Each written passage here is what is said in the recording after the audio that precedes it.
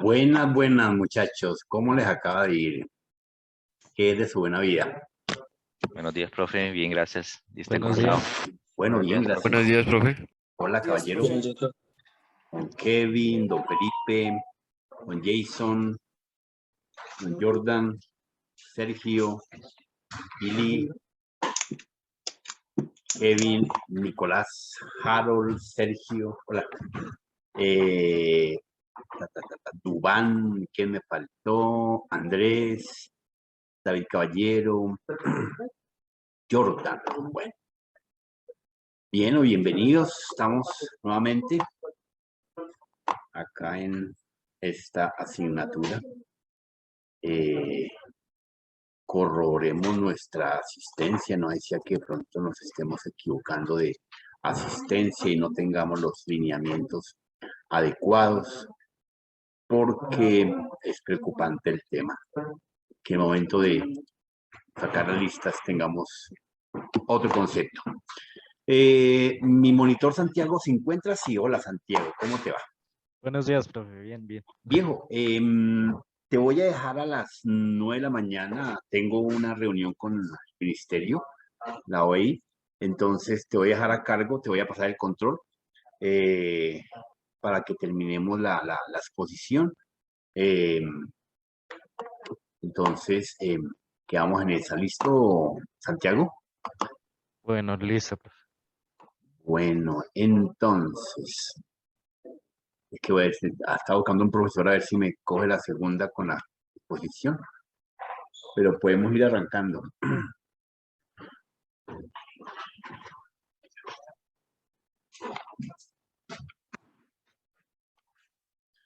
Miremos.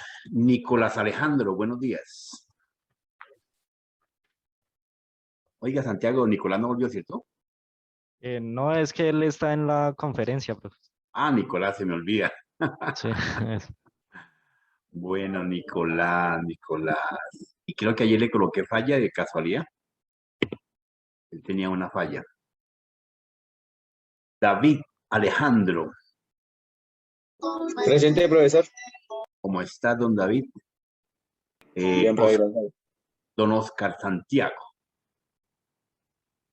Don Oscar Santiago no está. Don Orlando Santiago. presente. Don Sebastián Azraya. Don Sebastián. ¿Está por el chat? No. No, no ha llegado, profe. Jonathan Yacir. Presente, profe. Jordan Esteban. Presente, profe. Harold Sebastián. Presente, profe. Meijan Damian. Meijan. Presente, profe. Presente. Kevin Alejandro. Don Kevin. Presente, profe. Don Kevin estaba por ahí. Ilian. Don Ilian. Presente, profe. Don Dubán. Presente, profe. Don Sergio. Presente, profe. Don Nicolás. Presente, profe. Don Luis Felipe. Presente, profe. Y don Jason. Presente, profe. Bueno, entonces, seguimos con nuestra tarea. En este ejercicio hablemos de redes. Hablemos de redes. Redes efectivamente es un tema interesante, es un tema apasionante.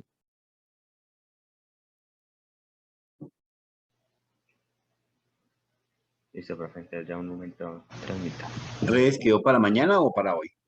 Pues se supone que para mañana, profe, Dejémoslo pero para mañana, entonces no hay lío. Hablemos con soporte. Hablemos de soporte y mantenimiento.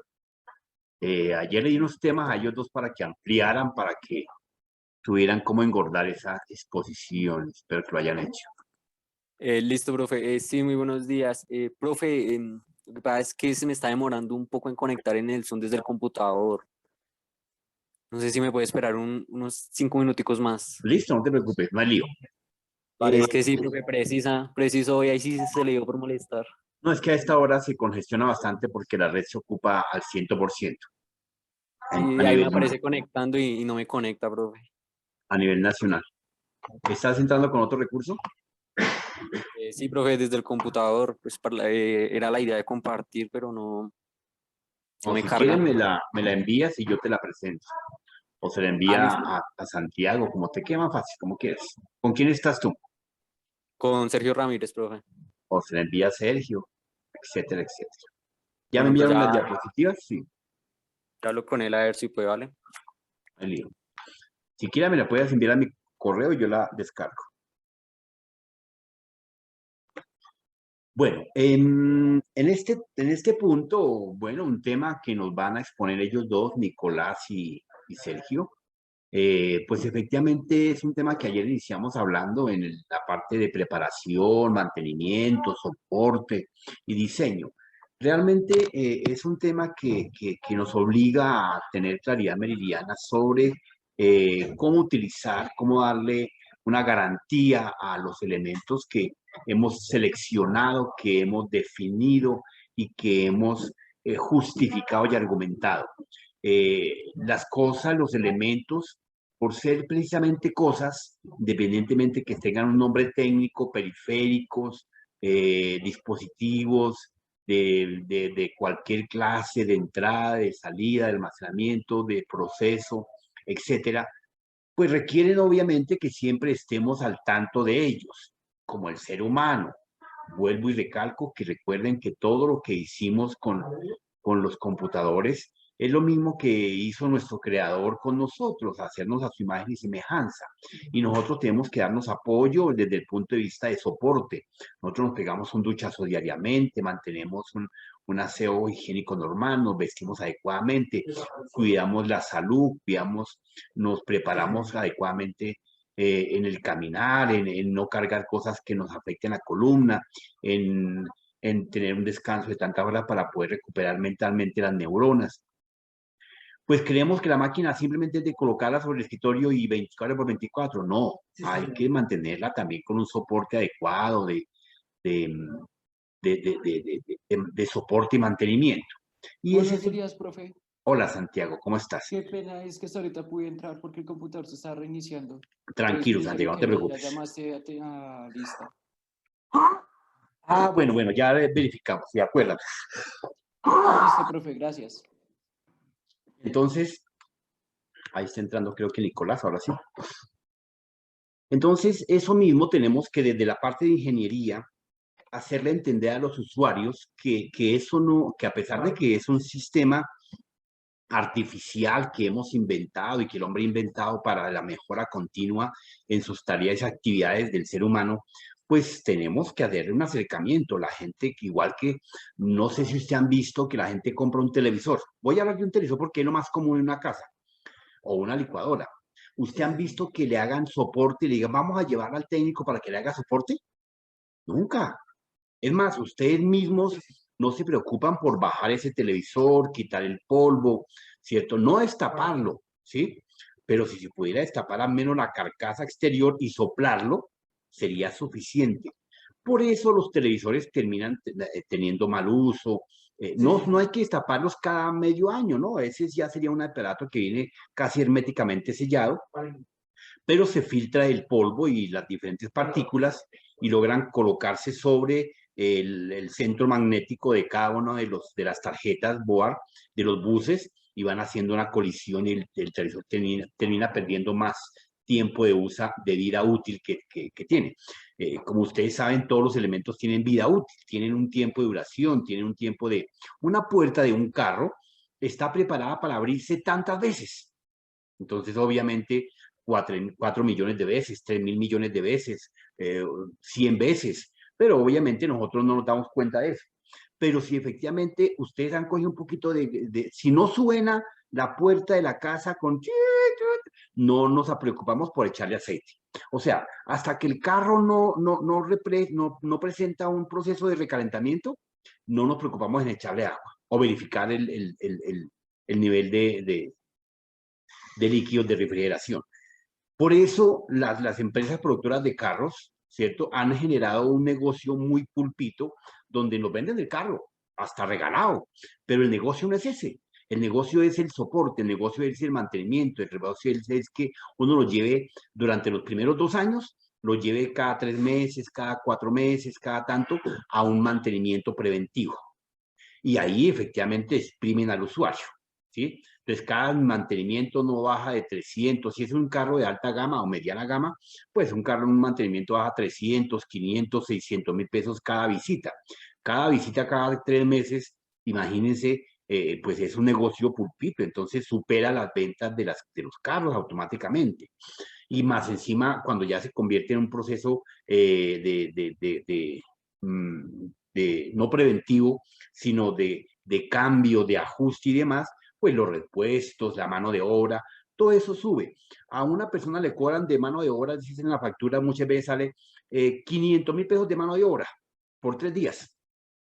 Y la empresa le paga al pobre empleado de esa parte por ahí unos 100 mil pesos de ese taller, de ese carro, ¿cierto? Que el tipo revise unos 5 carros al mes, pues ahí casi que le sacan el sueldo por defecto. Entonces, es por ese lado.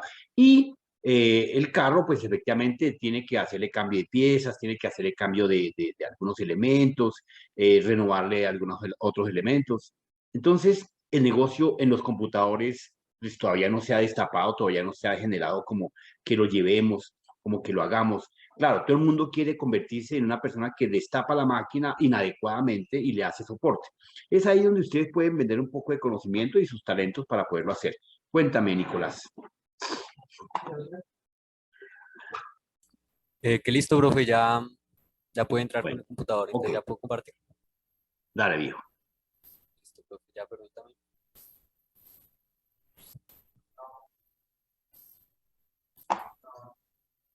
Ahí se ve, profe. Está cargando, sí, señor. Listo. Listo, listo. Listo, profe. Entonces, muy buenos días, compañeros. A mí me correspondió el tema soporte y mantenimiento. Mi grupo está conformado pues por Sergio Fernando Ramírez y por quien les habla, Nicolás Steven Rodríguez. Para empezar con este tema, debemos tener en claro pues, algunos conceptos básicos que ya sabemos. Eh, por ejemplo, ¿qué es el hardware? No sé si ya cambió la diapositiva. No, no ha cambiado. Está cambiando, está lentico. ¿Listo ahí ya? Ya, sí, señor. Listo, debemos empezar con qué es hardware. Entonces, aquí tenemos que es el conjunto de componentes que integran la parte física y externa de un equipo informático. También interna, pues ya sabemos como aquellas partes Alberto debe que estar en clase, ¿cierto? encontramos. Señor. Sigue, tranquilo. Vale, profe. También debemos tener en cuenta que es el ordenador o computador. Sabemos que es el dispositivo electrónico capaz de procesar los datos a gran velocidad. Los tipos de ordenadores, el PC de sobremesa o escritorio, como lo conocemos, el portátil e incluso el mini portátil. Si ustedes se fijan abajo en la parte izquierda, ahí se ve la diferencia entre un portátil a un mini portátil. Nuestros componentes básicos que conforman nuestro computador, nuestra PC.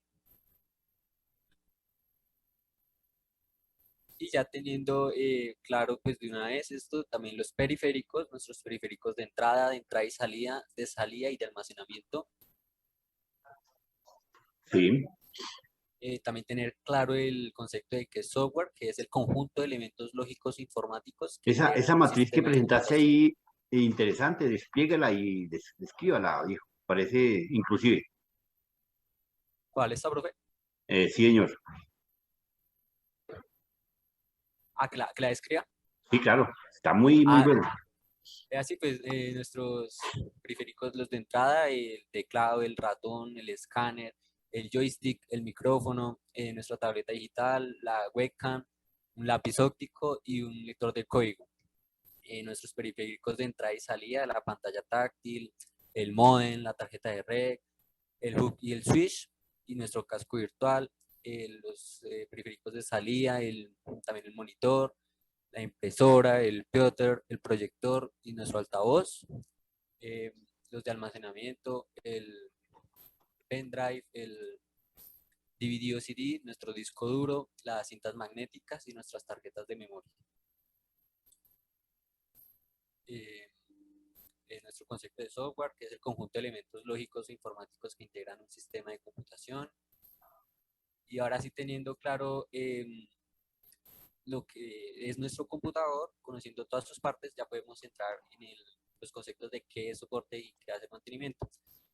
El soporte se trata de un servicio mediante el cual los especialistas en apoyo informático o expertos en digital ofrecen sus servicios y su asistencia técnica, dándonos asesoramiento ante los posibles problemas que nosotros presentemos. Ya sean, pues, no sé si han visto el soporte de YouTube, ahí podemos también enviarles un correo donde reportamos el problema que se nos esté presentando en el momento, y ellos desde sus instalaciones, desde sus sedes, lo que harán es ayudarnos lo más rápido posible. ¿Qué es el mantenimiento? El mantenimiento es el proceso que se lleva a cabo para que un elemento o unidad de producción pueda continuar funcionamiento a un rendimiento óptimo. El mantenimiento se le realiza para que un computador pueda estar en las perfectas condiciones y funcionar de la mejor manera, pues recibiendo nuestras órdenes, las órdenes que le mandemos a través de ella para que tenga un mejor rendimiento y procesamiento. De conductores de bus, operadores de metro y otros medios. ¿Cuál es la diferencia entre soporte y mantenimiento? Pues el mantenimiento en el caso de software y hardware es parte de su vida. En él se realizan los cambios necesarios para que el equipo o programa continúe en funcionamiento. En cambio, el soporte forma parte de la implantación de un programa o software. Al ser evolutivo, se despliega muchas veces, adquiere varias funcionalidades y requiere de documentación y soporte adecuado. El mantenimiento en las computadoras. Sabemos que las computadoras necesitan ser limpiadas para mantenerlas en perfectas condiciones. La suciedad, el polvo, el calor, esas son las principales enemigos de nuestra PC. Las cargas eléctricas también son puntos a tener en cuenta en el mantenimiento. Las impurezas de la energía eléctrica también causan daños progresivos a nuestra PC. Gracias. El encendido y el apagado permanente de la PC es muy dañino para esta misma. Los virus informáticos impiden un normal funcionamiento de la computadora y los archivos temporales cargan demasiado la memoria de la PC, así tal como lo mencionaba también el profesor ayer.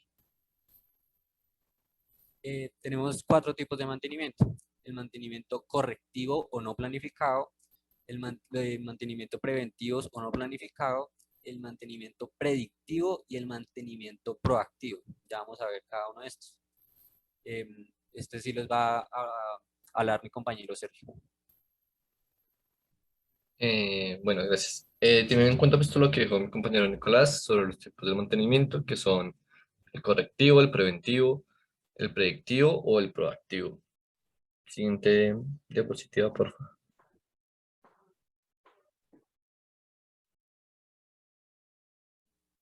No ha cambiado. No, está cambiando.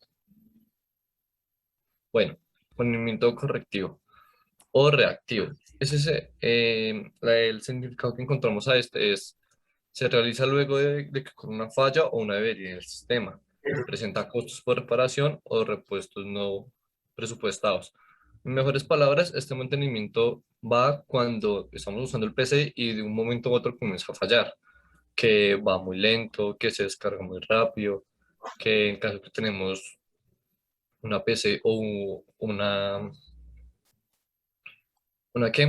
torre, pues que comienza a sonar raro, que la ventilación no está funcionando bien, pues esto es lo que se conoce como mantenimiento correctivo, que no lo revisamos hasta que ocurre el fallo. Mantenimiento predictivo. Este consiste en determinar en todo instante la condición técnica, mecánica o eléctrica real de la máquina examinada, mientras que se encuentra en pleno funcionamiento. Para ello se hace un programa sistemático o de mediaciones de los parámetros más importantes del equipo.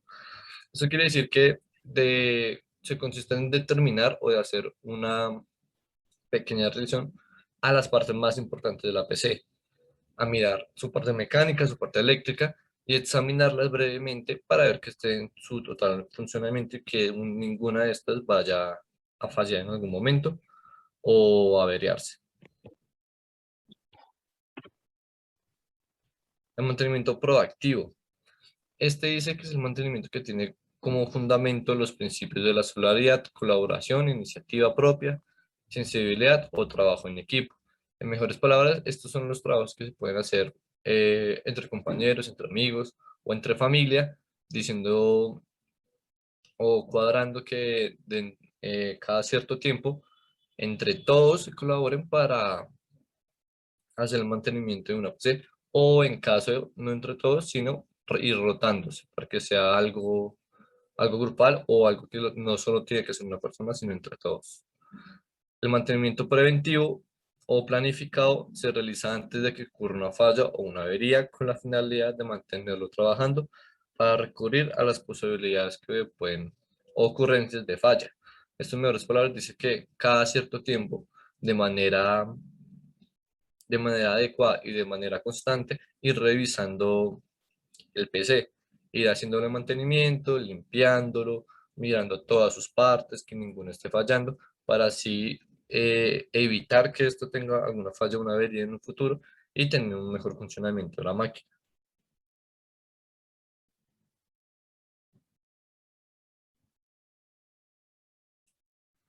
Mantenimiento preventivo. Estas son las acciones que realizan los equipos para prevenir el determinado o evitar que produzca una inconformidad en ello. También puede permitir asegurar su operabilidad por más tiempo. Esto quiere decir que pues, cada vez que se hace este mantenimiento, pues la vida de la máquina, o sea, el funcionamiento correcto, pues se va alargando un poco más. Las actividades son programadas. Perdón, Sergio, una preguntita técnica. Es que Santiago, me está pidiendo pista Jimmy Sierra desde el curso de nosotros. Sí, sí, señor Jimmy, sí. Ah, bueno, perdón, gracias. Me sigue, viejo. Vale, profe. El otro son las actividades, son programas con el propósito de disminuir o evitar que ocurra alguna falla y así alargar su vida. Y otros son las actividades, son periódicas basando en un plan establecido y no a una demanda del operario o usuario, llamado mantenimiento preventivo planificado o MPP.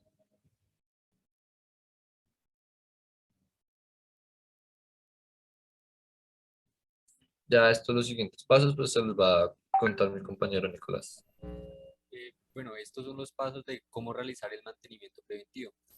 Sabemos que el primer paso pues, es desconectar los cables del PC de una forma no tan exagerada, suave, ya que podríamos afectar el puerto o hasta el mismo cable. El paso número 2 es en descargar lo posible nuestra corriente electrostática con la manilla pues, que nos haya pedido el profesor. Esto lo que va a hacer es quitar nuestras cargas para que no se nos presente ningún inconveniente a la hora de trabajar en nuestro PC.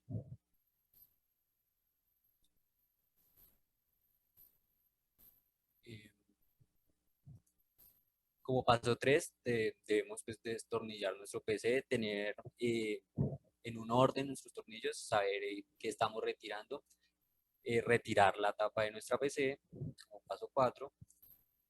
Y como parte 5 y más importante, debemos de retirar de su interior el polvo ambiental. Este se suele acumular muchas veces en nuestro cooler, los huevos y deposiciones de origen animal, la corrosión de componentes internos, oxígeno del aire que inevitablemente genera procesos de oxidación y no debemos usar ningún líquido flamable, ya que esto pues, también podría afectar su interior.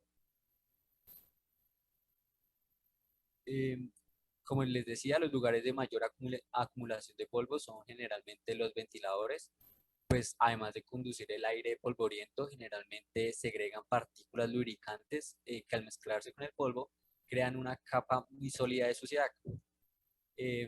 Los bordes conectores de las tarjetas y memorias, generalmente los dorados, se deben limpiar con pulverizador o un spray de líquido, limpiador de contactos y que no sea conductor ni lubricante. Esto sí ya se los va a decir mi compañero.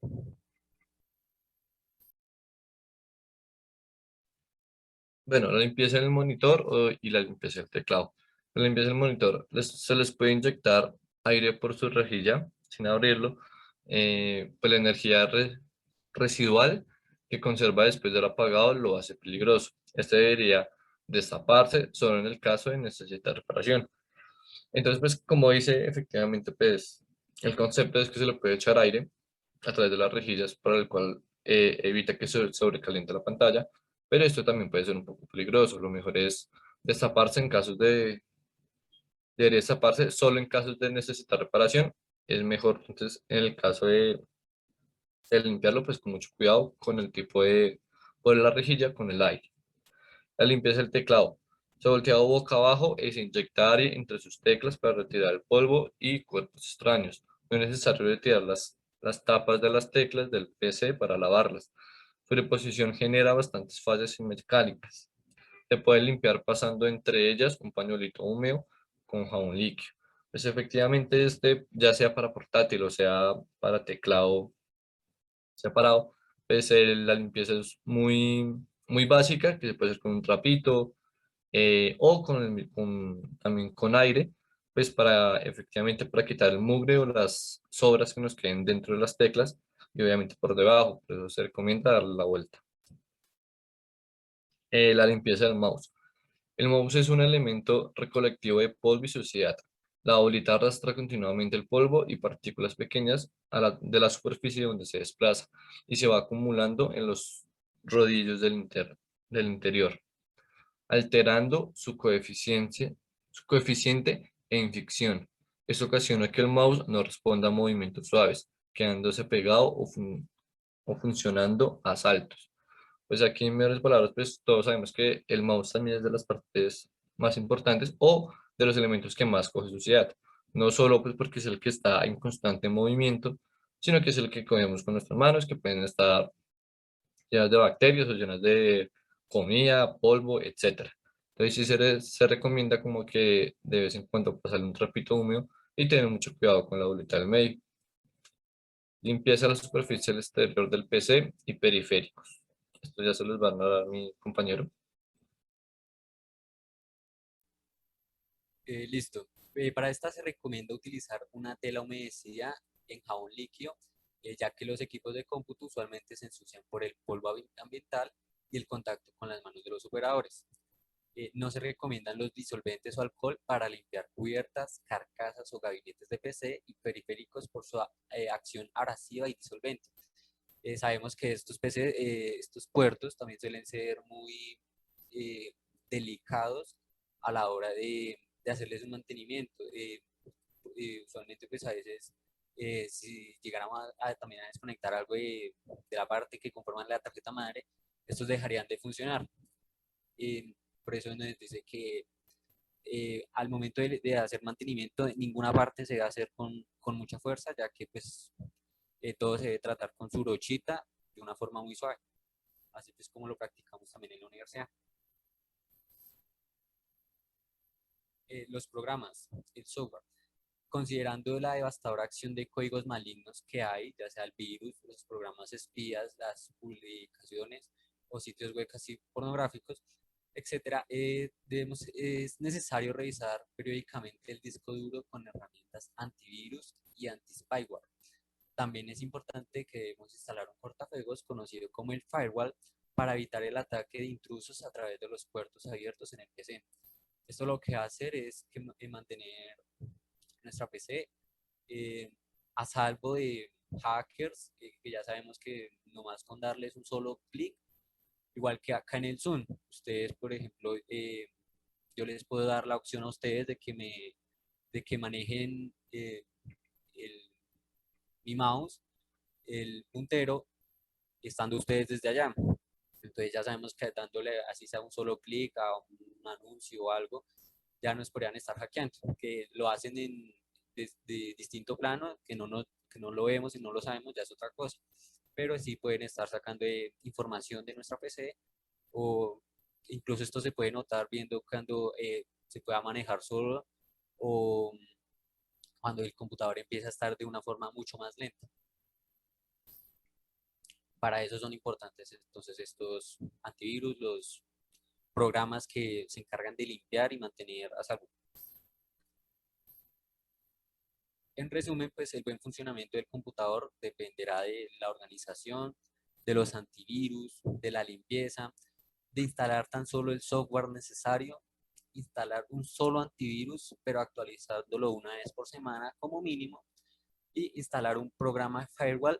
En especial, pues es recomendable, se dispone de conexión permanente o de banda ancha a internet.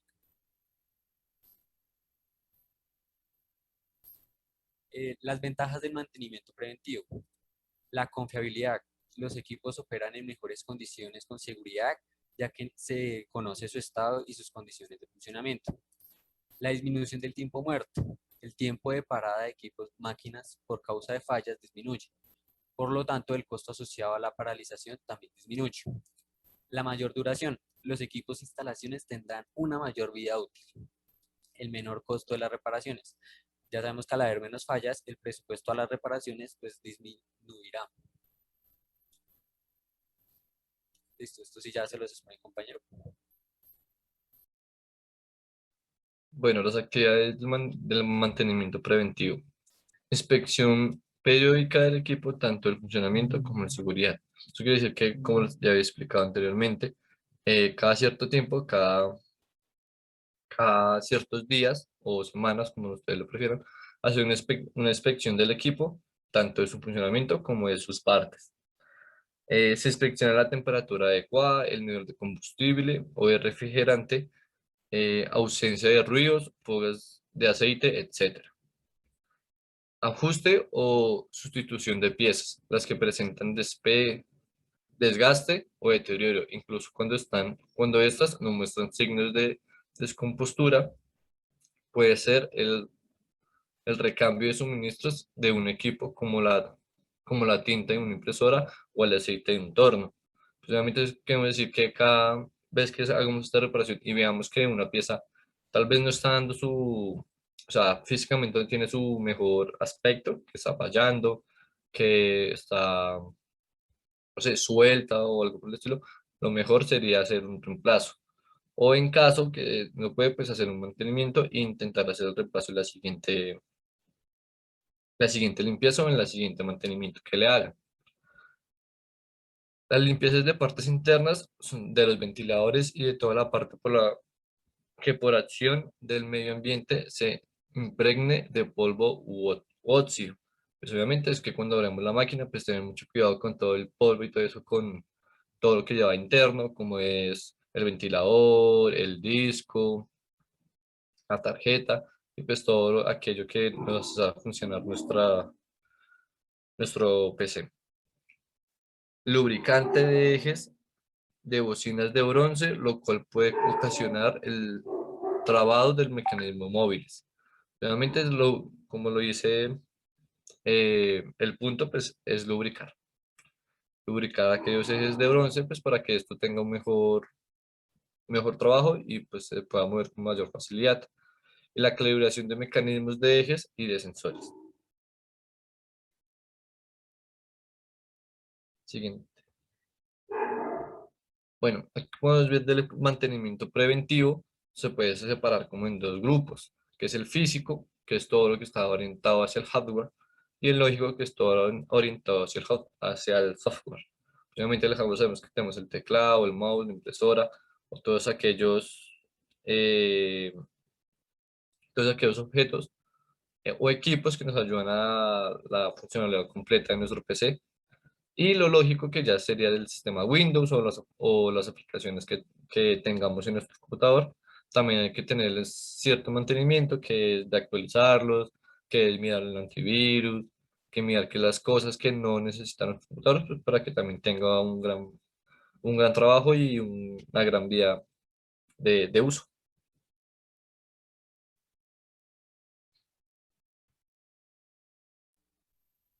Listo, profe. Seguimos con el mantenimiento lógico o la limpieza lógica.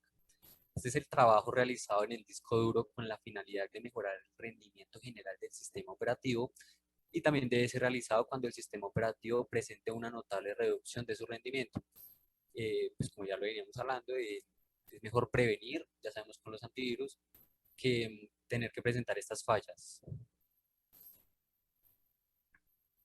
¿En qué consiste? El mantenimiento lógico se compone de algunos pasos: la eliminación de archivos temporales del ordenador, desinstalar programas que ya no se usan, analizar el disco duro en busca de virus, el spyware y demás, buscar errores en el disco y en las tablas de archivos mediante la utilidad que trae Windows, lo que en Windows 98 se llamaba el Scan Disk. Mirar archivos residentes en memoria y eliminar los que no sean necesarios en el arranque de Windows para agilizar su inicio.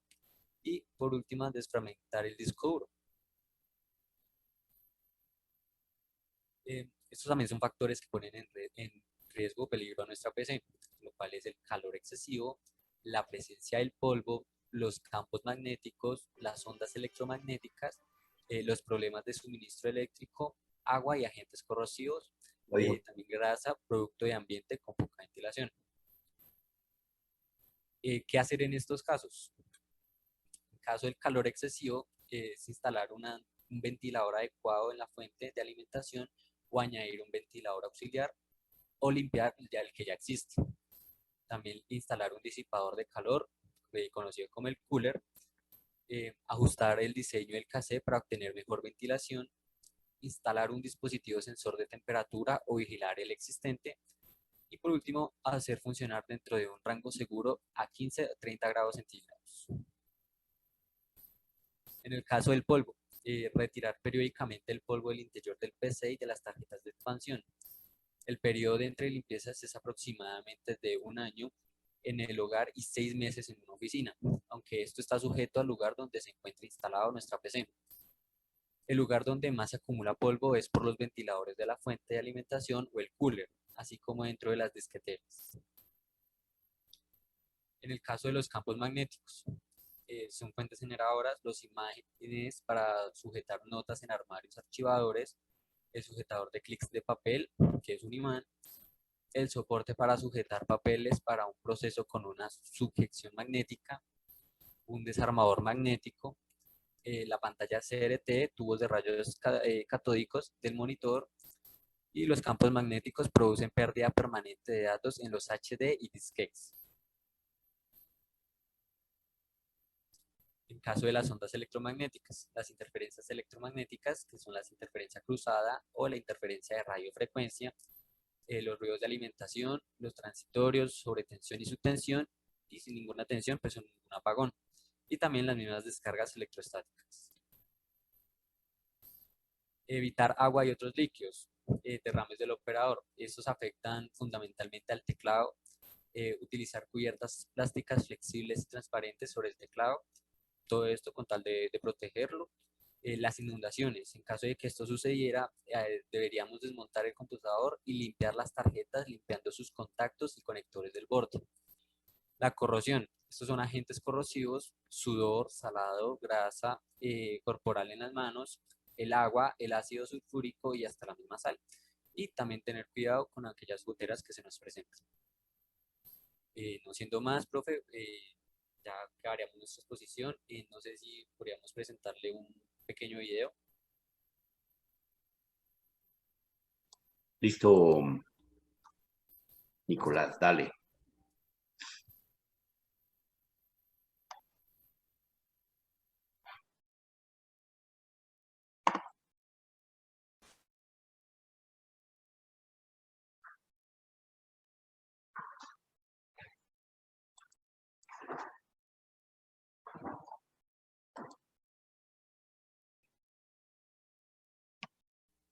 ¿Sí se ve, profe? Sí, señor, ya está cargando. Listo, ya, entonces ya le voy a dar y también me avisan si se escucha, ¿vale, profe?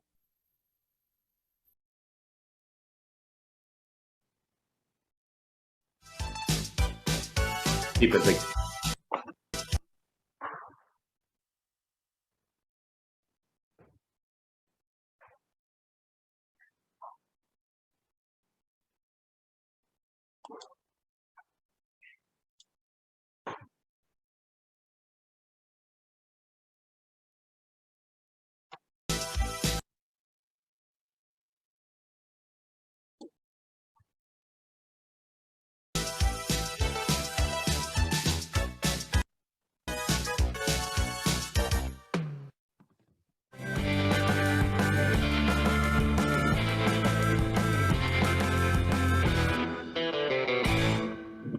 Los equipos de cómputo trabajan ejecutando órdenes distribuyendo la memoria.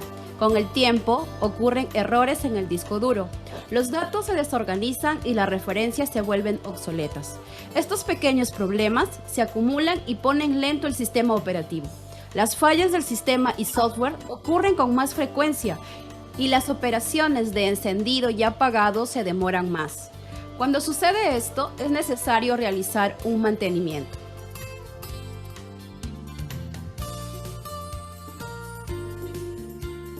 Se define como mantenimiento al conjunto de actividades que se realiza para proteger los equipos de cómputo de posibles fallas. Debe ser realizado cada cierto tiempo, con la finalidad de corregir las fallas existentes o para prevenirlas. El periodo de mantenimiento depende de diversos factores como la cantidad de horas trabajadas, tipo de actividades que se realizan, ambiente donde se encuentran instaladas, si hay polvo, calor, si el equipo es nuevo o usado. El mantenimiento se realiza para conservar los equipos.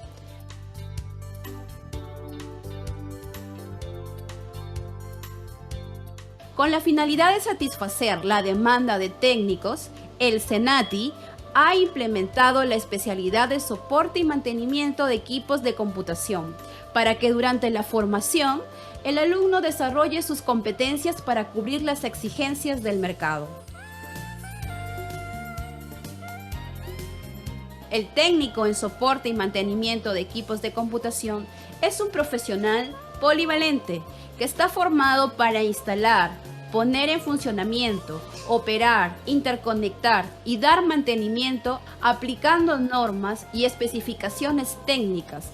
También realiza el montaje y desmontaje, configura y da mantenimiento a las partes físicas y lógicas de equipos de cómputo.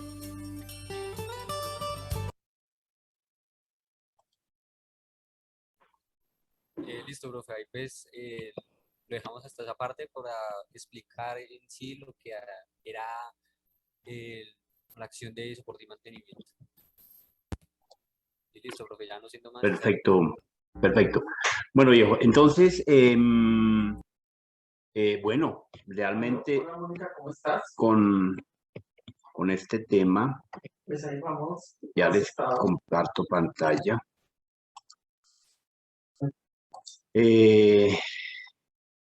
Bueno, me gustó la diapositiva, me gustó la exposición, ampliaron conceptos a fondo, realmente fue me gustó porque dominaron los temas, seguros, dominio, diapositivas limpias, agradables, organizadas.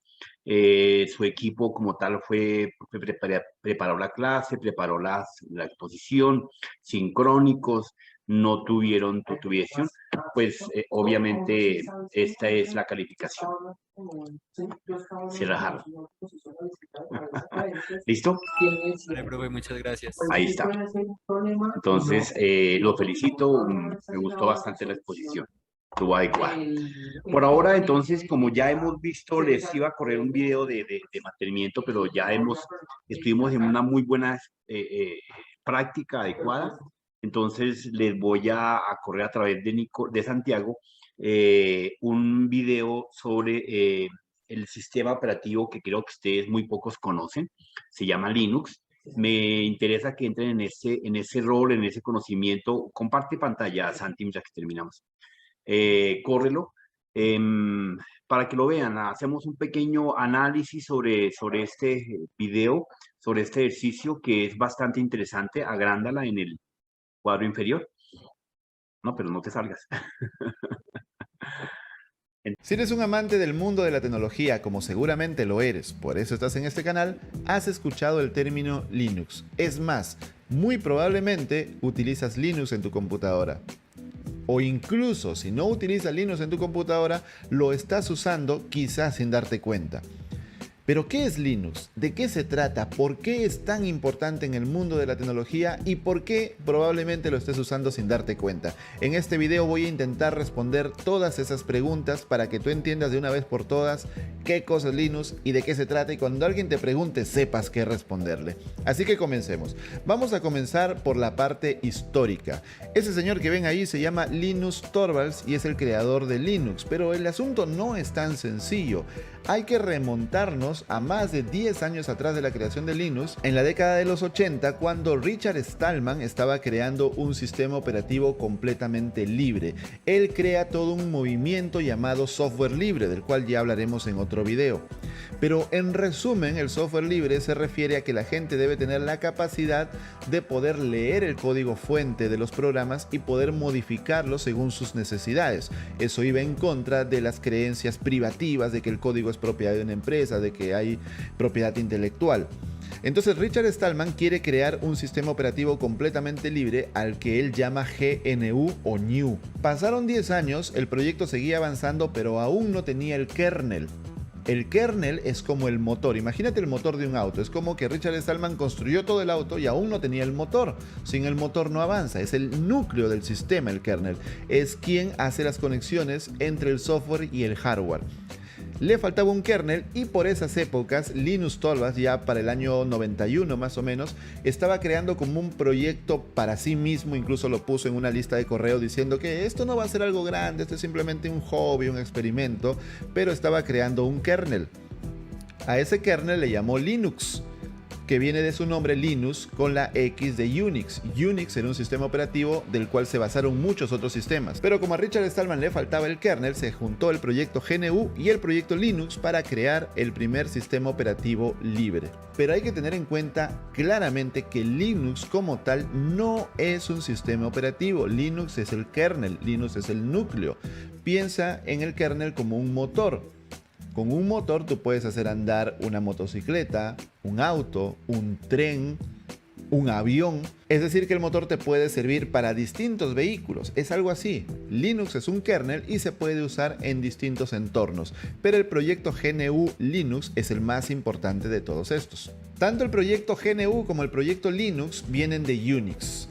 Unix es el primer sistema operativo portable y es como el papá de todos los demás sistemas operativos. De hecho, Mac es un sistema Unix, por poner un ejemplo.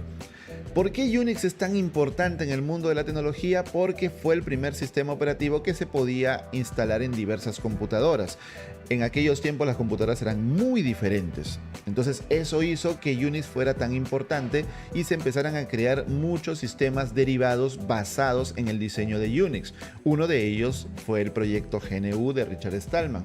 Y también Linux. De hecho, los sistemas operativos basados en Unix más famosos son las distribuciones de Linux y Mac. Si tú eres programador, te habrás dado cuenta las semejanzas que hay entre la terminal de Linux y la terminal de Mac, y los comandos y la estructura de carpetas, porque los dos son sistemas basados en Unix. Hasta este momento hemos hablado acerca de GNU y de Linux, es decir, dos conceptos, pero este video solamente es de Linux. Entonces tú dirás, ¿por qué dos conceptos? Históricamente, creo que ya te quedó claro que GNU fue un proyecto y Linux fue otro proyecto que luego se unieron. ¿Listo? La mascota de GNU es ese ñu, de hecho GNU se pronuncia ñu, y la mascota de Linux es ese pingüino que es Tux. El término correcto para referirnos a los sistemas operativos basados en Linux sería GNU Linux. Pero en el nivel popular ya se ha acostumbrado a decirle Linux a secas para referirnos al sistema operativo. Pero no existe un solo sistema operativo basado en Linux. De hecho hay bastantes, hay montones, hay cantidades. Los sistemas operativos basados en Linux se llaman distribuciones o también distros. Si te dicen qué distro usas, se están refiriendo a qué versión o a qué sabor de Linux estás usando como sistema operativo. Porque al ser software libre, cualquier persona puede modificarlo, una empresa puede crear su propia versión personalizada de Linux.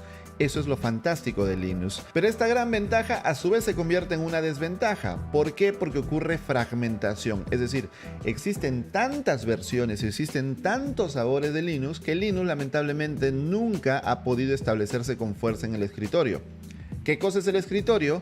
Son las computadoras de los usuarios finales, tu laptop o tu computadora personal. Eso es el escritorio. Mientras que existen otros tipos de computadoras como los servidores o las supercomputadoras que hacen grandes procesos de datos que sí usan Linux porque obviamente tienen un sistema muy personalizado. Pero para el usuario común, como tú, como yo, como las oficinas, como las empresas, no les sale muy a cuenta estar utilizando Linux porque hay mucha fragmentación, hay muchos sabores y hay paquetes que están, o software, que están para un sistema operativo, para una distribución, pero no están para otra distribución. Es cierto que tú podrías recompilarlo para crear la versión para el otro sistema operativo, pero es tanta vuelta que mucha gente no quiere hacerlo. A pesar de eso, existen distribuciones para escritorio hermosas, literalmente hermosas, es decir, con animaciones, con cosas en 3D, con pantallas y ventanas hermosísimas que ni Windows ni Mac. Honestamente tengo que decirlo, yo usé Linux por muchos años y es hermoso a nivel de usuario, es decir, ni siquiera estoy hablando de consola de comandos, sino a nivel de usuario, de interfaz de usuario. Proyectos como Genome o proyectos como KDE son increíbles. Pero lamentablemente la fragmentación hace que sea muy difícil que Linux se implante en el escritorio. Ahora bien, existen diversos sabores de Linux, algunos dirigidos a un público muy empresarial como CentOS o como Red Hat, algunos dirigidos a un público más profesional como Debian y algunos dirigidos a un público más común, es decir, son distribuciones menos difíciles de usar, que ya tienen muchas cosas preinstaladas para que tal vez el cambio de un sistema Windows a un sistema Linux no nos choque tanto, que de frente podamos usarlo. Las más conocidas son Ubuntu, Fedora y Linux Mint. Son muy fáciles de usar. No hay una gran curva de aprendizaje y son distribuciones muy amigables. Tal vez la única razón para no usar Linux sea la compatibilidad con software comercial que tú necesites usar en tu trabajo. Ese sería el único caso. Fuera de eso, son excelentes distribuciones de escritorio. Pero si bien es cierto que la fragmentación puede ser una desventaja porque tenemos muchos sabores de Linux, algo que tienen en común es la línea de comandos. Tú puedes controlar y administrar un sistema Linux con línea de comandos. Tanto si es Debian, tanto si es Fedora, si es Linux Mint, si es Red Hat. Van a haber algunas diferencias, es verdad, pero pequeñas, que las aprendes muy rápido. A nivel general, todos los sistemas Linux van a compartir los comandos. Eso es fantástico. De esa manera tú puedes saltar rápidamente de un sistema a otro y controlarlo a través de línea de comandos. Por ejemplo, acá tengo algunos comandos básicos que tú deberías saber si estás metiéndote a Linux. Eso es lo que le choca mucho a la gente que viene de un sistema Windows, por ejemplo, donde todo es interfaz, y viene un sistema Linux donde casi todo se hace por línea de comandos. Entonces es un cambio de mentalidad, nada más. No es que uno sea más fácil y el otro más difícil. Por ejemplo, en Linux tú usas el comando mv para mover. También puedes darle clic derecho, copiar y luego clic derecho pegar. Tampoco te asustes, ¿eh? También puedes hacer eso. Pero los comandos te dan más opciones. El comando cd es para cambiar de directorio, el comando rm es para borrar, de remover, el comando cp es para copiar, el comando rmdir es para borrar un directorio, es decir, una carpeta, o mkdir para crear un directorio. PWD, que te muestra en qué directorio estás trabajando actualmente. Un directorio es una carpeta, un folder. CAT para concatenar o para leer contenido de archivos. LS te lista todo lo que hay en una carpeta. Touch te crea archivos. mkdir, como ya dije, crea directorios. Y así hay más comandos que tú puedes aprender. Estos son como que los comandos básicos. Pero repito, no es que sea más difícil ni más fácil. Simplemente es un tema de adaptación. Pero la gran ventaja de Linux es que sea cual sea el sistema operativo, el sabor o la distribución de Linux usando, los comandos los vas a poder seguir usando. Un detalle anecdótico hoy en día, porque ya se acabó, de la historia de Linux es su batalla contra su archirrival Windows. Esta batalla venía incluso desde la filosofía, desde el pensamiento de sus fundadores. Bill Gates estaba absolutamente convencido de que el código es propiedad intelectual de la empresa. Él decía, el código del software es como la receta de Coca-Cola, algo que debe ser secreto, porque gracias a ese código las empresas pueden ganar, pueden contratar empleados, los programadores pueden llevar un plato de comida a su casa gracias a su trabajo. Estar regalando el software es de locos. La gente, los programadores, necesitan ganar por su trabajo. Esa era la filosofía de Bill Gates. La filosofía de Richard Stallman, el que inicia el proyecto GNU, era completamente opuesta. Él creó un manifiesto del software libre en el que él planteaba varias libertades. Pero en resumen, lo que él planteaba era: el software debe ser libre. Cualquier persona puede entrar y ver el código fuente, crear modificaciones, personalizar el software y crear sus propios derivados. Estas filosofías estaban completamente enfrentadas. Por un lado, Windows reinó y sigue reinando en el mundo del escritorio, de la computación personal, porque ya se volvió un estándar, pero Linux se ha vuelto el estándar absoluto en computadoras para servidores y supercomputadoras, porque ahí lo que se busca es una personalización total, y ahí es el amo y señor total Linux y no Windows. Existen sistemas Windows para servidores, de hecho que sí, pero el amo y señor absoluto es Linux, justamente por esa personalización. Esta batalla ha sido de años. Incluso el segundo CEO de Microsoft, Steve Ballmer, llegó a decir que Linux es un cáncer. Bill Gates decía que Linux no es gratis. El software es gratis, pero vas a pagar muchísimo más por soporte. En cambio, con Windows, tú pagas Windows y ya esa licencia trae el soporte, con lo cual te sale más barato. Así que la batalla ha sido de mucho tiempo. Por eso, cuando llegó el tercer CEO de Microsoft, Satya Nadella, y empezó una relación de amor con Linux, la gente pensó que el infierno se había congelado. ¿Cómo es posible? Admitieron que estaban usando Linux en Azure. En la nube de Microsoft corre Linux. Ahora existe Linux dentro de Windows, el famoso subsistema de Linux. Porque si tú eres desarrollador, tú prefieres un sistema Unix, es decir, Linux o Mac, ¿cierto? Porque puedes crear un entorno más personalizado, puedes replicar el entorno de producción, porque en producción muy probablemente uses Linux, lo puedes replicar en tu sistema local, por eso a los programadores les encanta o Linux o Mac. Windows no. En Windows es un dolor de cabeza hacer muchas cosas para programación, honestamente. Pero en los últimos años, Microsoft se ha renovado y ha cambiado muchísimo eso. Ahora puedes correr Linux dentro de Windows y no como una máquina virtual, sino corriendo ahí en paralelo como un subsistema.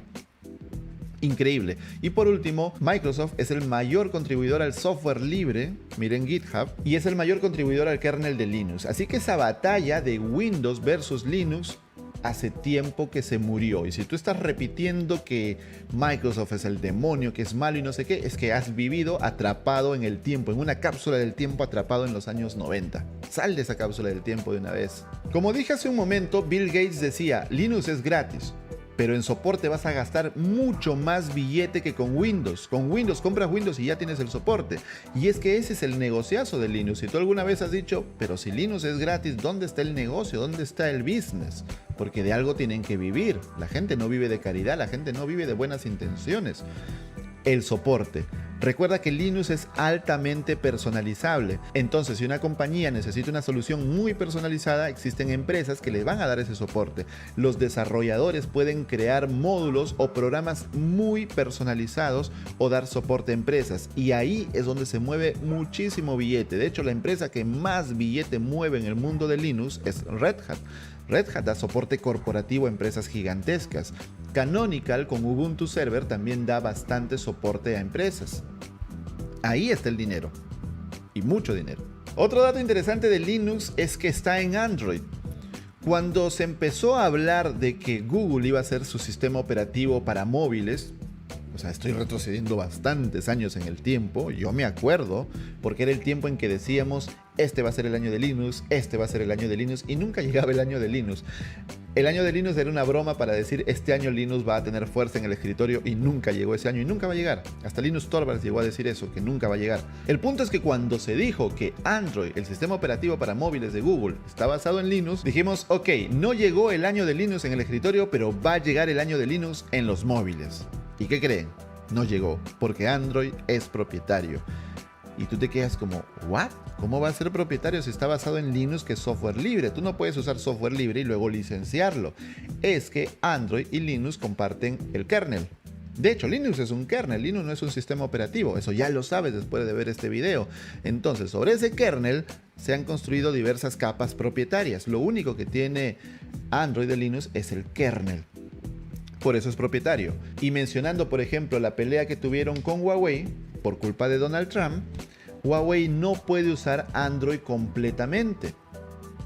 porque Android es un sistema abierto, pero las capas que están por encima, las personalizaciones de Google, no son libres, son completamente propietarias. Por eso es que Huawei puede usar una versión de Android, pero muy básica, sin todas las personalizaciones que le pone Google encima. Ahí está el detalle.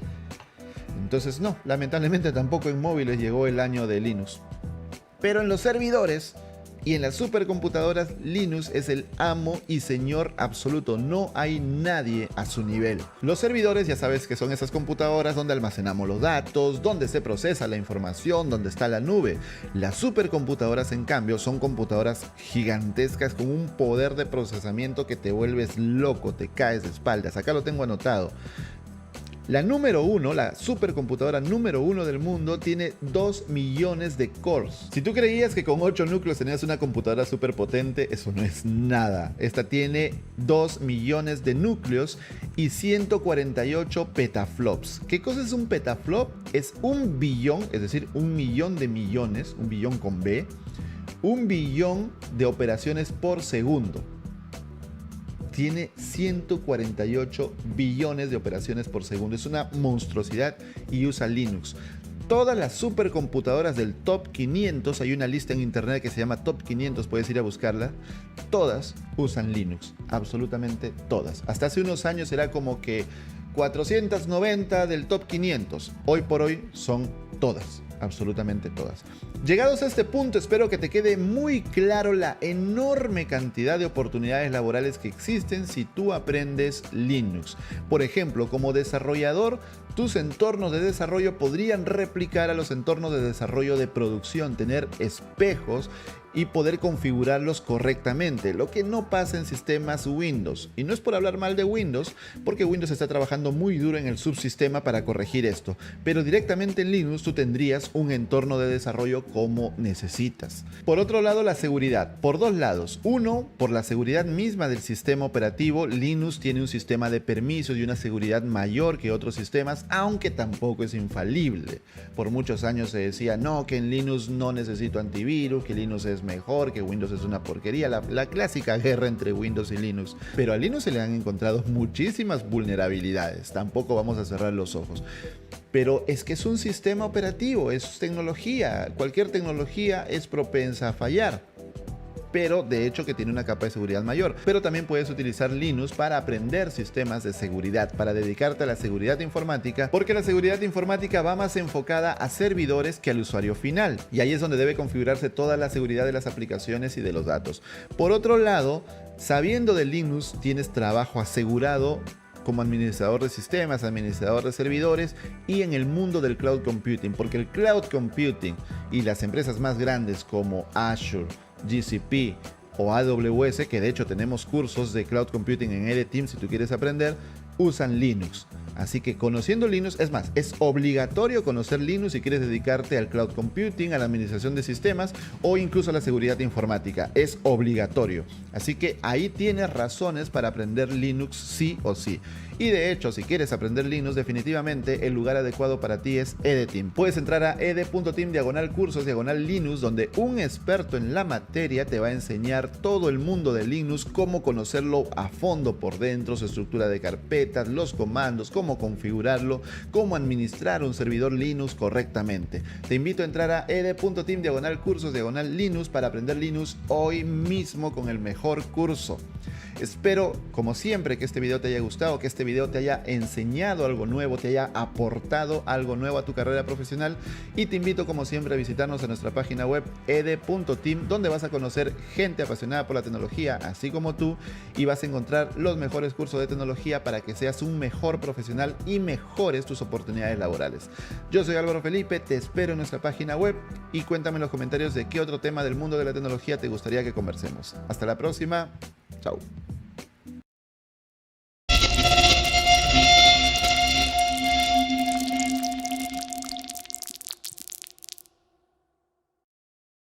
Bienvenido a este video. Estaremos viendo en esta oportunidad para qué sirven todas esas conexiones existentes en la computadora. Detrás de la computadora o delante suele venir una serie de conexiones y gran parte de ellas muchas veces no conocemos y no sabemos para qué es. Podemos sacar el máximo provecho a las mismas sabiendo cómo funcionan o cuál es su utilidad. Entonces vamos a comenzar a ver gran parte de ellos, casi todos, para comenzarnos a familiarizar con el mismo, ya sea que tengamos una computadora muy antigua de las primeras generaciones o la última computadora y más actual. Vamos a comenzar, sería primero con lo que es la fuente o alimentación. Para las conexiones de la alimentación en la computadora, por lo general vienen como esto de la parte izquierda, la cual tiene 3 conectores acá, ya sería el polo positivo o negativo, y para tierra generalmente tiene 3 acá y se conecta directamente en la fuente que sería detrás de la computadora. Estas son las computadoras de sobremesa. Prácticamente como entra en corriente alterna, acá no sería positivo o negativo, sino sería la fase viva y fase muerta. Muy bien. Cuando nosotros conectamos corriente alterna con directamente al enchufe de la pared o algo así, o del estabilizador, lo conectamos acá, se encarga la computadora o la parte interna de la alimentación de la computadora de convertirlo a voltaje mucho más manejable. En las computadoras portátiles ya no necesita estar adentro toda esa fuente, directamente nos lo hace esto, que sería el adaptador, y también sería un transformador, ya que transforma la corriente alterna en corriente continua y reduce el voltaje. Cada uno de estos, cada una de las computadoras, debemos tener mucho cuidado en enchufar que corresponda al voltaje adecuado, ya que algunas funcionan con 6 voltios, otros con 8, con 12 y así sucesivamente. Va a depender mucho, entonces necesitamos que sea efectivamente el original, ya sea para que cargue la batería, porque a pesar de que puede cargar con otros adaptadores y otros transformadores, nuestra computadora portátil lo va a arruinar la batería, lo va a reducir significativamente el tiempo de la batería si carga más rápido, o si no puede tardar demasiado en cargar. Entonces lo mejor es que sea el adecuado, el original, o un reemplazo del original si lo hemos arruinado esto. Entonces si atrás vemos un tipo de puerto o algo como esto para conectar, sabemos que es para la alimentación de la corriente. Siempre tenemos que confirmar que sea 220 o 110, aunque en estos últimos tiempos viene con autovolt, sin importar si es 220 o 110, igual funciona. Luego tuviésemos los puertos para monitor. Vamos a ver algunos puertos principales para monitor. Tenemos en primer momento acá, de los primeros que han aparecido, el VGA. Esto sería lo que estaría en la computadora, este azul de la izquierda. Eso estaría pegado a la computadora, ya sea en la parte superior de la computadora o en la parte de abajo como una extensión. Debemos recordar que en la computadora, cuando nosotros tenemos este tipo de conexión, todo en uno ya viene integrado, como acá por ejemplo esto. Entonces ya está integrado acá, pero en las anteriores versiones o en las anteriores computadoras, esto venía exclusivamente en una tarjeta aparte, en un lugar aparte de la computadora de sobremesa, mucho más abajo, no integrado junto a esto, especialmente las tarjetas de video. Entonces en este VGA es para que inserte acá el monitor. Tenemos que ver si el cable corresponde o no corresponde para conectar al monitor. Luego tuviésemos el DVI, que tenía mucha más capacidad para transmitir datos. Entonces, como observamos, el puerto también es diferente. Esto de la parte de arriba del DVI es el que va detrás de la computadora. En los laptops de los anteriores años venían ambos como estos para una alternativa para sacar a otro monitor desde nuestra computadora portátil. Luego tenemos algo mucho más moderno, prácticamente sería el HDMI. El HDMI está en su auge actualmente, es el que más se utiliza. Todas las computadoras están viniendo con HDMI y las computadoras antiguas lo están actualizando a través de una tarjeta de video con puerto como esto HDMI. soporta muy buena capacidad de transmisión de datos, sonido, video y mucho más. Entonces, a través de HDMI podemos conectar, por ejemplo, un monitor, ya sea con las dimensiones o la profundidad de color o calidad de HD, Full HD con 1080, 2K, monitores 4K, hasta a monitores 8K, pero los de 4K y 8K generalmente necesitan máxima cantidad de fotogramas por segundo o refresco, como lo suelen llamar, y no soporta esto más de 30 por lo general. El HDMI, las versiones estándar del HDMI, no soporta tanta transmisión de información, o sea, hasta 60 fotogramas o 100 fotogramas por segundo. O sea, para gamers necesitan, por lo menos para los juegos actuales, una capacidad máxima. Si nuestra computadora tiene este puerto HDMI, significa que es moderna. A partir del HDMI ha cambiado gran parte de los puertos. Si nuestra computadora tiene esto de VGA o DVI, significa que ya es de la anterior generación. Prácticamente han desaparecido en las nuevas computadoras. Ya no vienen con estas conexiones. Vienen directamente con HDMI. Aún el VGA todavía están intentando salvar, pero en las nuevas computadoras lo han discontinuado. Luego tendríamos acá esto que sería prácticamente la novedad. El DisplayPort tiene mucha más capacidad que el HDMI. Entonces prácticamente el futuro le corresponde al DisplayPort. Este DisplayPort es muy bueno, tiene, como vemos aparte de la parte de abajo, no es igual que el HDMI, no tenemos que confundir. El HDMI en la parte superior vemos que es más angosto a ambos lados, tanto de la izquierda como a la derecha. Pero sin embargo, en el DisplayPort vemos que solo un lado acá está con una esquina más o menos curvo, pero al otro lado sigue recto. Entonces, cuando vayamos a conectar tenemos que tener mucho cuidado. Si queremos calidad muy alta, como para monitores 4K, 8K, entonces vamos a necesitar esto que también nos permite una tasa de refresco hasta de 100, prácticamente 100 fotogramas por segundo. Entonces es muy bueno. Prácticamente todas las computadoras nuevas y modernas ya están viniendo con esto, ya sea portátil, o sea una laptop o una computadora de escritorio. Luego, aparte de estos puertos que nos permiten conectar a nuestro monitor desde la computadora, tendríamos otros. Tendríamos algo muy similar, no tenemos que confundir esto. Por ejemplo, es muy similar a lo que corresponde acá con el VGA. Pero si observamos el VGA, acá sería más o menos un enchufe hembra, acá está su macho. Entonces vemos que es diferente acá. Tiene incluso 3 niveles el VGA, como vemos 3 líneas de puntos, pero acá es diferente, solo 2, y acá no es como el hembra en la parte que viene de la computadora, sino acá sería como el macho, y acá estaría el cable propiamente. Sería esto, el cable para conectar acá, pero como vemos solo tienen 2 líneas y pocas conexiones. Esto sería el puerto serie o serial port.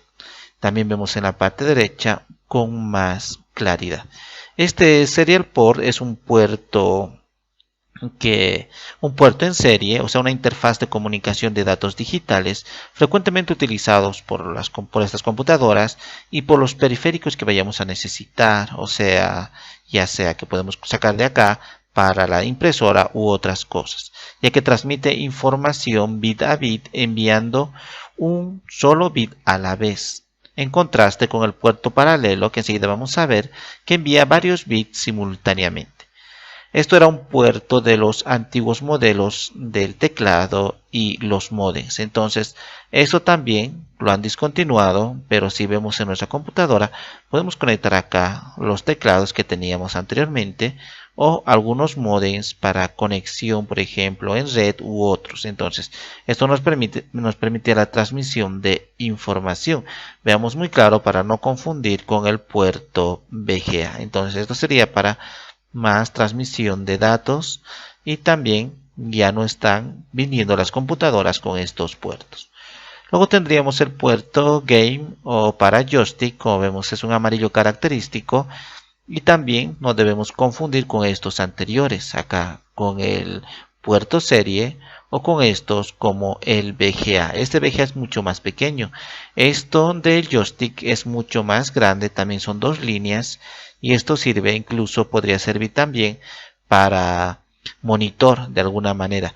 Pero generalmente el uso que se le da o el uso apropiado sería para algún tipo de dispositivo, por ejemplo un PlayStation, pueden sacarlo desde ahí y ponerlo hasta acá para la transmisión de datos también, al igual que el joystick o mando que lo solían conectar acá para poder jugar en la computadora. Entonces esto es otro tipo de puerto.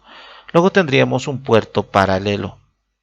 Prácticamente un puerto paralelo es una interfaz entre un ordenador y un periférico. Sabemos que los periféricos son las cosas adicionales que ponemos a la computadora.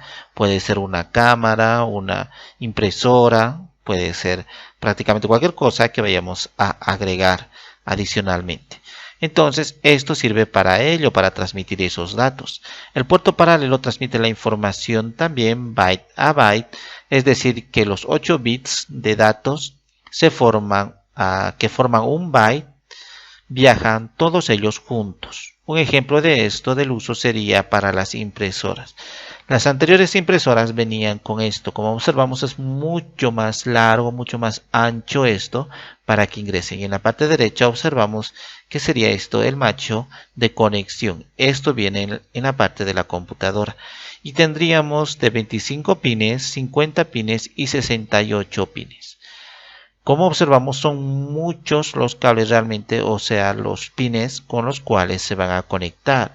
Esto por ejemplo, el que estamos viendo acá, esta imagen grande, sería de 25 pines. Entonces esto era más o menos un estándar para las impresoras.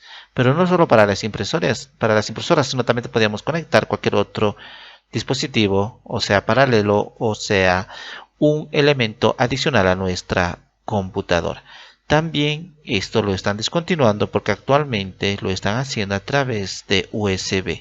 Enseguida vamos a ver el USB que prácticamente ha reemplazado a gran parte de ellos. Por ejemplo, desde el USB, nosotros si venimos acá, hacemos una pequeña recapitulación. Acá, junto con el HDMI, el USB es el más estándar. Entonces, en lugar de utilizar esto, el serial port que ya hemos visto, se puede pasar información con el USB. Acá también, en lugar de esto, los joysticks ya vienen con lo que sería USB. Esto también del puerto paralelo, las impresoras vienen con USB. Al igual que estos, ya no vienen de estos, vienen con USB. Esto sería prácticamente para el teclado y para el ratón que venían en anteriores versiones de las computadoras. Incluso las laptops solían tener este tipo de puerto de ratón. Este sería el PS2, el puerto serial. Por ejemplo, acá el morado por lo tradicional venía para teclado y este verde venía para el ratón. Acá en la parte derecha observamos en vivo esto, lo que sería ambos. Pero en las últimas computadoras, para no discontinuarlo, lo han fusionado los dos y viene con uno solo, ya sea para monitor, en este caso para teclado o para ratón. Antes de continuar, también tenemos que recordar que para todo tipo de conexiones que estamos viendo acá, para todos, para cualquiera, siempre hay adaptadores. Entonces, si tenemos nosotros unas versiones anteriores como estas, ya sea cualquiera de estos, siempre va a tener su adaptador. O sea, podemos comprar un pequeño cable como esto, cualquier cable, sale de una forma como este por ejemplo del DVI y al otro extremo del cable va a salir cualquiera que nosotros queramos. Entonces con todos estos se hace así. Igualmente con estos hay pequeños adaptadores los cuales podemos ingresar a nuestra computadora. Acá uno de estos puertos PS2 y al otro extremo del cable se va a mostrar para USB. Entonces nuestros ratones o nuestro teclado moderno que viene con USB vamos a poder conectar acá aunque nosotros tengamos esto. Entonces hay adaptadores realmente para todos. Luego tendríamos el puerto FireWire. Esto que sería anteriormente muy utilizado era esto. En la parte izquierda observamos acá que sería el FireWire 400, con su respectivo símbolo como esto, más o menos pareciendo a una I. Entonces teníamos esto que era muy utilizado anteriormente. El FireWire es un puerto de entrada y salida, no solamente de entrada, no solamente de salida, sino según lo que nosotros vayamos a hacer. Prácticamente maneja datos como pueden ser el puerto en serie o paralelo o USB. Entonces transmite muchos datos. La diferencia entre ellos básicamente entre el USB son el modo en cómo transmite la información y la velocidad con la que es capaz de mantener la transferencia sostenida de datos, o sea, sin interrupciones. El FireWire era inicialmente un puerto de ordenadores de Apple, pero ya también se convirtió en un estándar de las computadoras PC. La gran ventaja de este tipo de puerto respecto al USB es que podemos controlar desde la computadora el periférico, o sea, lo que vayamos a conectar a la computadora mediante este puerto. En el caso de video, desde el programa de captura de video que estemos utilizando, si tenemos una cámara conectada a este puerto FireWire, podemos darle play, rebobinar, hacerlo adelante, atrás, cuadro por cuadro, etc. Entonces teníamos un control mucho más preciso desde esto en la transmisión de datos. Pero como sí ha ido quedando atrás, no ha ido mejorando, no ha ido con los nuevos estándares, entonces la velocidad y la capacidad de transmisión de datos ha ido reduciendo. Y también lo ha reemplazado lo que sería el USB. Otro puerto que vamos a encontrar en nuestra computadora en la parte de atrás sería para red o internet. Estos puertos de Ethernet o Dial-Up teníamos acá, en primer momento en la parte derecha observamos el Dial-Up, sería esto de la izquierda, que es el mismo que utilizan los teléfonos, no los celulares, sino los teléfonos antiguos, los teléfonos fijos, que se conectaban generalmente a la pared o algo así. Entonces tenía este cable, este es el Dial-Up. Entonces conectaban ahí el cable y mediante la señal de teléfono también podíamos lograr acceder a internet, teniendo lógicamente el respectivo módem. En la parte de arriba observamos el mismo en la parte izquierda, que es mucho más pequeño. Pero de Ethernet, esto del puerto de red es mucho más grande e incluso viene con color azul a veces cuando hay dos de estos para que no se confundan. Entonces, como es mucho más grande, el estándar generalmente lo diferencian del anterior. Y también la transmisión de datos es totalmente diferente porque por esto podemos pasar prácticamente lo que sería las conexiones actuales de internet, muchísima capacidad. En la parte izquierda observamos que acá están los cables que se conectan y de aquí sale a este módem respectivo a un hub o a un módem, a cualquiera de los dos, ya sea para conectar en red o para conectar a internet. También si tiene uno de estos dos, ya sabemos que el antiguo, el Dial-Up, acá prácticamente ha desaparecido, solamente aparece en la actualidad, se resiste a desaparecer esto a pesar de que las computadoras vienen con Wi-Fi internamente, pero aún para red todavía está disponible este puerto.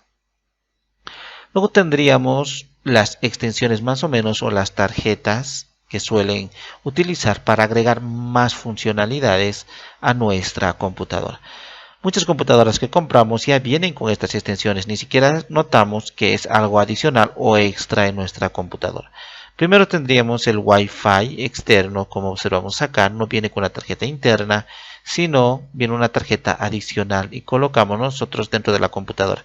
Pero por fuera, como apreciamos en la parte derecha, prácticamente solamente vemos esto, nada más que esto, y acá estaría la antena, y esta antena es lo que capta Wi-Fi. Entonces nosotros podemos acá poner lo que sería esto, simplemente lo tornillamos, es muy similar a lo que es de televisión por cable, lo conectamos acá y vamos a poder sintonizar Wi-Fi.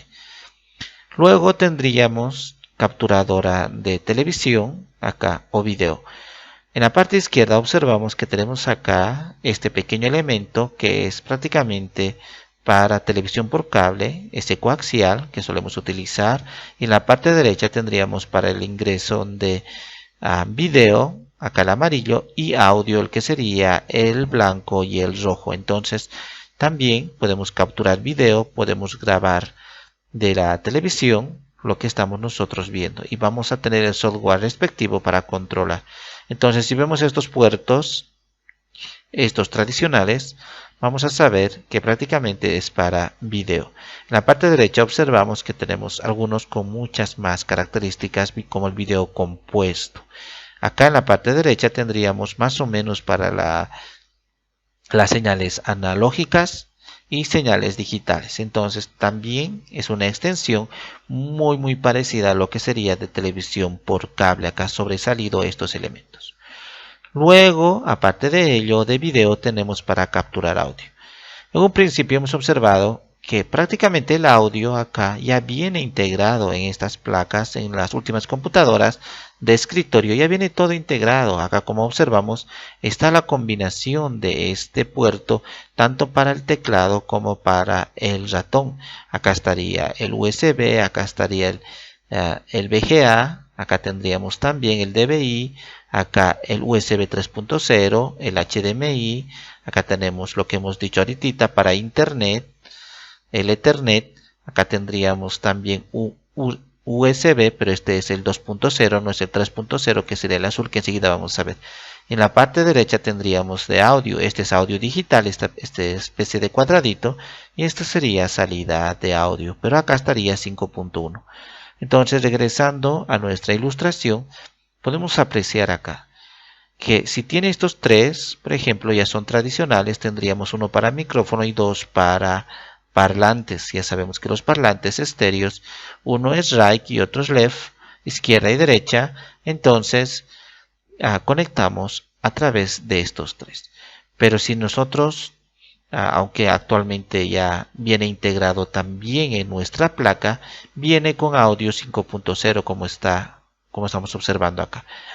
Tenemos también para salida de audio digital. Si no es ese cuadradito que hemos visto en la parte superior, va a ser esto de salida de audio digital. Y en la parte derecha observamos todos estos colores. Contando con esto, sería para la salida de un sonido 5.1 o surround. Entonces, mediante esto sacamos audio envolvente. Sabemos que el audio envolvente es cuando tenemos 5 parlantes como un personaje central. A nuestros 4 lados tendríamos 4 parlantes, o sea, en la parte superior izquierda, o en la parte superior derecha, inferior izquierda, inferior derecha, y al centro tuviésemos en total 5 parlantes, y mediante los 5 parlantes con el sonido envolvente hacemos que el sonido sea mucho más real. Por ejemplo, viniendo un avión de izquierda a derecha, sentimos esa sensación porque en el parlante de la izquierda comienza con un sonido fuerte y luego se va atenuando y ese sonido se va cambiando hacia la derecha como si realmente hubiera pasado un avión por nuestro lado. Entonces, mediante estos puertos podemos lograr ese sonido 5.1. Sabemos que el tradicional mono ni siquiera en las computadoras las más antiguas venía mono, ya venía con estéreo como estos tres con su respectivo parlante. En este caso con su respectivo puerto para micrófono. Entonces acá por ejemplo este rojo es para micrófono, casi rosado, y los demás serían para sonido. Luego tuviésemos lo que tanto habíamos anunciado, el puerto USB. Este puerto USB es tan estándar como lo es prácticamente el HDMI. El HDMI realmente como esto es un estándar que en todas las computadoras está viniendo porque permite la transmisión de datos. Al igual que acá permite la transmisión de datos sumamente rápido. Entonces esto ha reemplazado a todo lo que acabamos de ver anteriormente. A esto, a esto, a esto, a este otro e incluso a esto también, a esto también, a esto también, y a todos estos lo has reemplazado. Entonces prácticamente solamente con puros estos de tipo A, tipo B o tipo C, lo que son los USB, el puerto USB, como estamos viendo acá, este es el 2.0, estos van a ser, y el 3.0 es el azul. Entonces el tipo A, como observamos acá, es el que está predominando actualmente. Podemos pasar por el audio, video, datos, conexiones a los periféricos, podemos conectar nuestra cámara, webcam, podemos conectar prácticamente con un adaptador para que salga respectivamente el sonido o el video, o incluso conectar internet, todo a través de un USB. Entonces el USB es el que predomina y se va a quedar por mucho más tiempo el USB. Tenemos tres tipos de USB, no tenemos que confundir. El USB tipo A es este estándar, si vemos azul es el 3.0 que permite más capacidad de transferencia.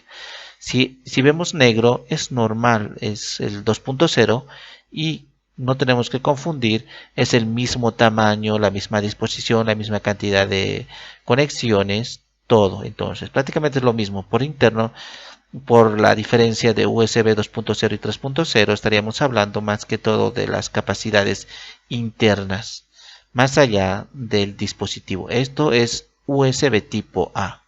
El tipo B tiene muchas variantes. Observamos acá, esto sería prácticamente el plug, esto sería la conexión, esto sería, en español lo podríamos llamar lo que sería hembra, y esto macho. Entonces la conexión hembra y conexión macho. Acá tendríamos el puerto de entrada, acá prácticamente esto sería el cable, ingresaría acá. Entonces, o en este caso sería al revés, este sería lo que estaría en la computadora, detrás de la computadora, y este sería el cable que viene y lo jalamos y lo ponemos acá. Acá similarmente esto sería lo que viene con cable y lo conectamos a esto que estaría en la computadora. El tipo B está desapareciendo prácticamente. Tenemos muchos, como observamos acá, el tipo B. De todos estos, como este más o menos que venía en las computadoras portátiles e incluso en los celulares, es el tipo B. Este sería el mini USB tipo B. Acá también observamos, y estas serían las variantes del mismo. También tenemos acá otro que es muy parecido a HDMI, pero observamos que acá tiene unos pequeños ganchos, tenemos que tener mucho cuidado. Y en la parte de abajo esto, que utilizan los discos duros externos. Por una parte sale esto, el tipo B, y por otra parte del cable sale lo que sería el tipo A. Es para conectar el disco duro. Entonces esto va al disco duro y esto va a la computadora con este tipo de puerto A. Entonces tenemos dos prácticamente acá. Observamos muy bien para no confundirnos. Pero hay un tipo C que vamos a ver más adelante que ha reemplazado a todos estos. Muy bien, vamos a continuar. Aparte de ello tendríamos un puerto en la parte de atrás o de adelante. También está viniendo. En las primeras versiones de estos puertos para las memorias teníamos este tipo de memoria, el ScanDisk, por ejemplo, esto que sería un Compact Flash. Esto es un Compact Flash. Son las primeras versiones, aunque actualmente muchas cámaras siguen teniendo, porque observamos acá su capacidad de almacenamiento prácticamente parecería los primeros discos duros de 256 GB. Es muy alta su capacidad de almacenamiento. Y si observamos en la parte derecha, también su capacidad de transferencia de datos es de 160 MB por segundo. También sigue siendo realmente muy bueno, porque podríamos grabar tranquilamente videos 4K utilizando esto para almacenar la información. Prácticamente sería una especie de disco duro, pero bastante pequeño. Entonces en la parte izquierda observamos que esto iba acá en este puerto grande, ingresaba el Compact Flash. Después se ha visto que era muy grande el Compact Flash, ha empezado prácticamente a desaparecer de las computadoras, por lo tanto han sido reemplazados por lo que sería el SD. Entonces tendremos acá el estándar SD en este tamaño, el mini SD y el micro SD. El micro SD es bastante extendido para los celulares. Como observamos acá tenemos tres diferentes tamaños de SDs. En la parte izquierda observamos que, por ejemplo, la computadora HP venía para los tres tipos e incluso para el Compact Flash, que sería este bastante grande. Entonces también teníamos estos puertos en las computadoras. Muy bien, sí, hasta acá sería prácticamente lo que son los puertos que hasta ahora se utilizan. En la actualidad, con el cambio de la tecnología, se ha comenzado a minimizar todo. Entonces, todos estos elementos se han venido a reemplazar. Vamos a ver qué es lo que viene para el futuro y este presente. En el presente ya vienen con estos puertos. Por ejemplo, acá aún viene esta Mac, viene con algo para los audífonos o el audio. También lo está desapareciendo porque con el Bluetooth podemos transmitir audio.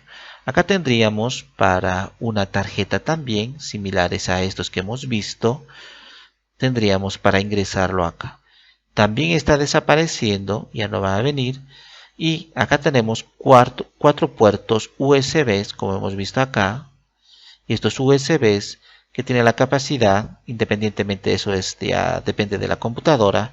Estas, por ejemplo, tienen capacidad para 3.0. Entonces, tiene mucha capacidad para transmitir datos. Y de los mismos viene 4. Lo que acá nos interesa, porque acá también tiene para Ethernet, como observamos, para red y todo lo demás.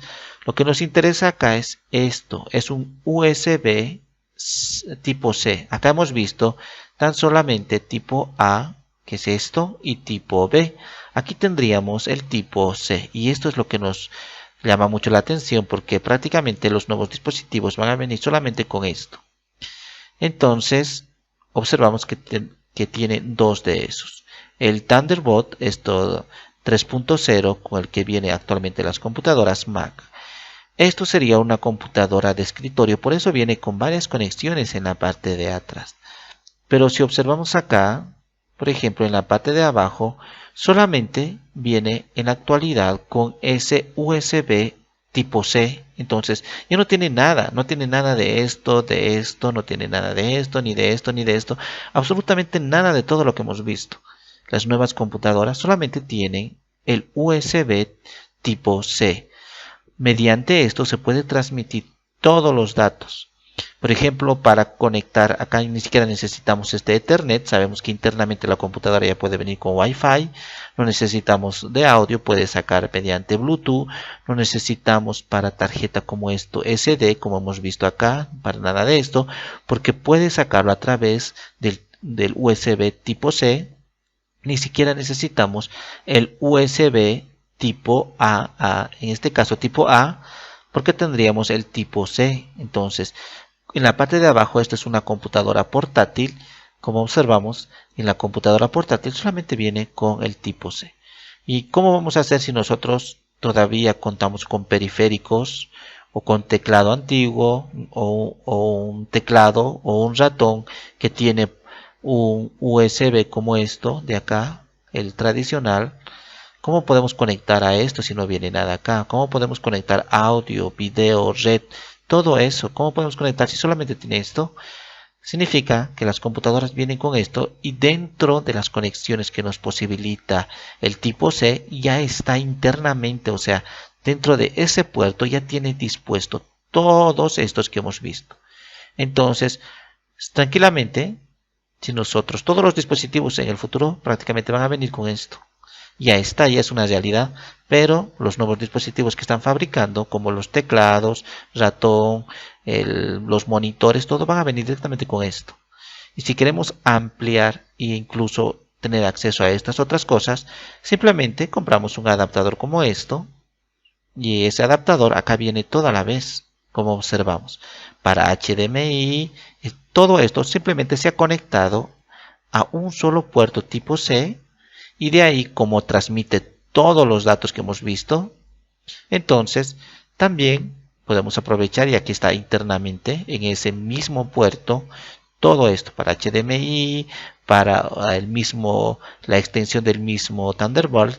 Acá un USB tipo también C, que sería el mismo que esto, para una tarjeta SD, micro SD, para un USB 3.1 con este tipo de tipo A, con el tipo USB acá, tipo A. Entonces todo con este aparatito lo sacamos y nada más. Entonces, por lo general, no vamos a necesitar nada de esto porque los nuevos dispositivos se están construyendo y fabricando simplemente con este puerto. Entonces, al otro extremo del ratón y al otro extremo de lo que sería el teclado o los periféricos van a venir con esto. Y aparte de ello, podríamos aclarar para finalizar las bondades del tipo C, del USB, que es un estándar, no solamente corresponde a lo que es a la Mac o todos sus dispositivos de Apple, como ya vienen actualmente los celulares, los smartphones, su iPhone ya viene con este tipo de puerto, sino que esto es un estándar, significa que cualquier empresa puede utilizarlo, no solamente corresponde a ellos. Por ejemplo, acá aclara perfectamente que se puede lograr porque con el cable, con este cable de tipo C, especialmente el Thunderbolt 3, el 3.0, tiene la capacidad, tiene mucha capacidad para transmitir datos porque es fibra óptica internamente, el cable. Entonces, por ejemplo, tiene más velocidad, hasta 40 GB por segundo.